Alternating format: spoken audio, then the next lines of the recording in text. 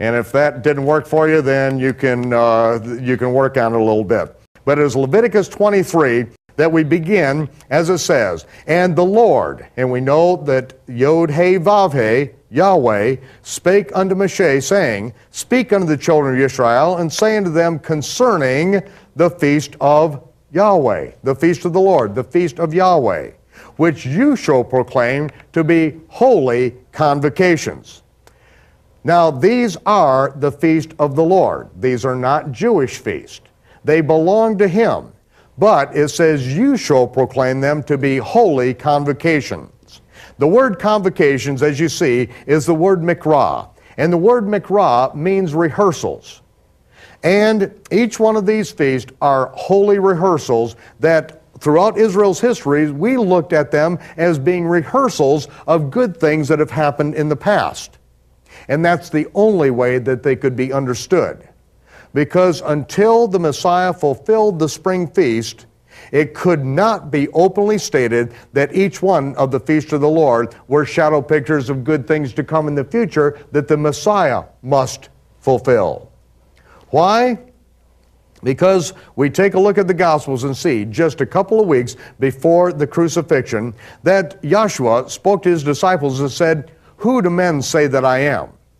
And they came back with several answers saying that you're one of the prophets, a great teacher. And he said, now who do you say that I am? Peter answered him and said, you are the Messiah. You are the Son of the living God. And the Lord said, you are blessed, Peter. Flesh and blood hasn't shown that to you. I haven't shown it to you. My Father showed it to you. But don't tell anyone.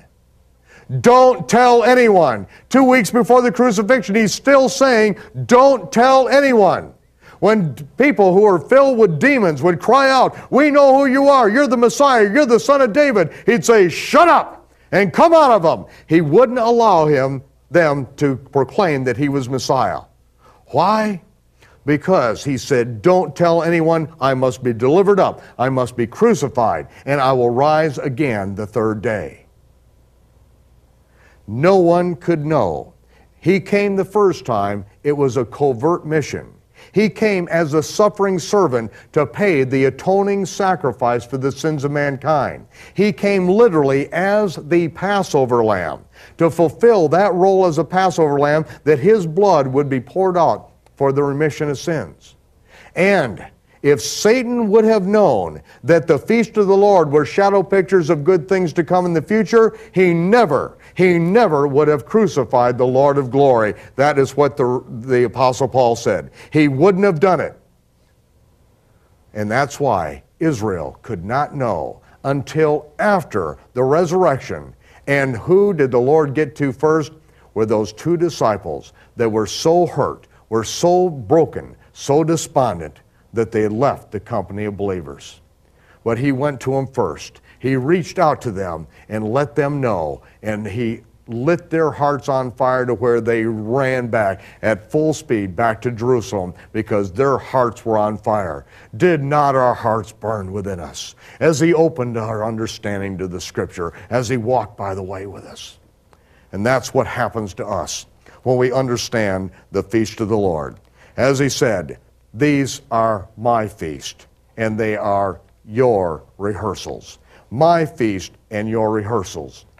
And we see that in Leviticus chapter 23, it begins by saying in verse 3, 6 days shall work be done, but the seventh day is the Sabbath of rest, a holy convocation. You shall do no work therein. It is the Sabbath of the Lord in all of your dwellings.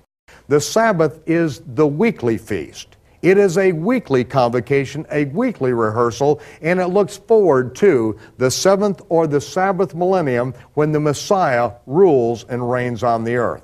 This is the picture that is embedded in the Sabbath, and that is why, remember, it was Barnabas who spoke these words, that in that God created the heavens and the earth in 6 days, and on the seventh day he rested. What that means, the Messiah will reign in the seventh millennium, the day or the millennium of the Lord.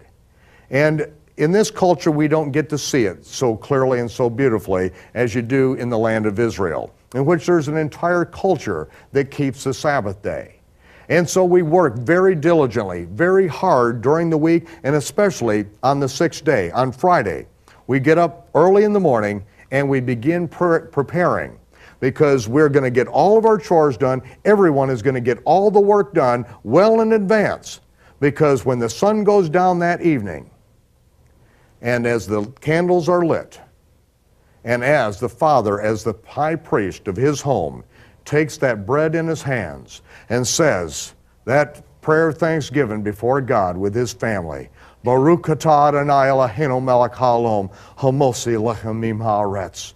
Every time we do that, we now know that that bread represents the Messiah's body, which is broken for us. And we do it in remembrance of him every single week as we begin the holy convocation of the Sabbath. And to be in a culture such as even Jerusalem today, in which the people in that culture work so diligently to enjoy that Sabbath, that day that is set aside, and to participate in this rehearsal, we see that on the sixth day, Friday, which should be understood here in the West, but on the sixth day, we all get up very early in the morning, because we all have chores that are set aside for us to do during that period of time, and we plan it well in advance so that we get up in the morning, and if there's one day in which the house is going to be cleaned and be spotless, it is going to be on that sixth day, as we work diligently to clean the house from the top to the bottom. We scrub the floors down, wash the floors right down out into the street, and everything is made spotless on that day. We get all of the laundry done. We get all the food preparation done so that everyone can enjoy the Sabbath. It's not just for men, it's not just for women, it's not excluding the children. Everyone works very diligently in the sixth day, because we know that the time is coming in which no man can work. And so we work diligently during that period of time. And in that culture, after we have the work done and the house is clean, then what we do is we go down to the marketplace. And many times in Jerusalem, we'll live just a few blocks away from the shuk, the outdoor market, which is very large there. And on that day, on the sixth day, it is shoulder to shoulder. It is packed as people from all over the city and all over the area come to Jerusalem to get the fresh fruits and the vegetables and the fish and the chicken and all the provisions. Because if there is going to be one great meal that week, it is going to be the Sabbath meal. Why? Because we may suffer want and need in this time of man ruling and reigning upon the earth. But when the Messiah rules and reigns upon the earth, life will be abundant. And so we want to picture that and to participate in that rehearsal every single week. And as we go down to the shuk, it is so packed with people, and that is the day on which the bakers in the city of Jerusalem will bake the braided loaf, the challah, which looks like one who has folded their arms to rest on the Sabbath. But they bake the challah differently than they do any other day of the week. On this day, it is baked with raisins, it's baked with honey, and with nuts, and it is sweet to the taste. Because when the sun goes down and we break that bread on the Sabbath day, that is sweet to the taste. Because we may experience some bitterness in this life, but when the Messiah reigns, life on earth will be sweet. And when we take that sweet challah into our mouth, it just reminds us of the time that the Messiah will rule and reign upon the earth. It is during that day in which we are getting all the provisions together that the poor, the widows, and the orphans, they will sit out on Jaffa Street, and they will sit out there before the bus stop with bags and also with boxes and box tops, and they'll just sit out there.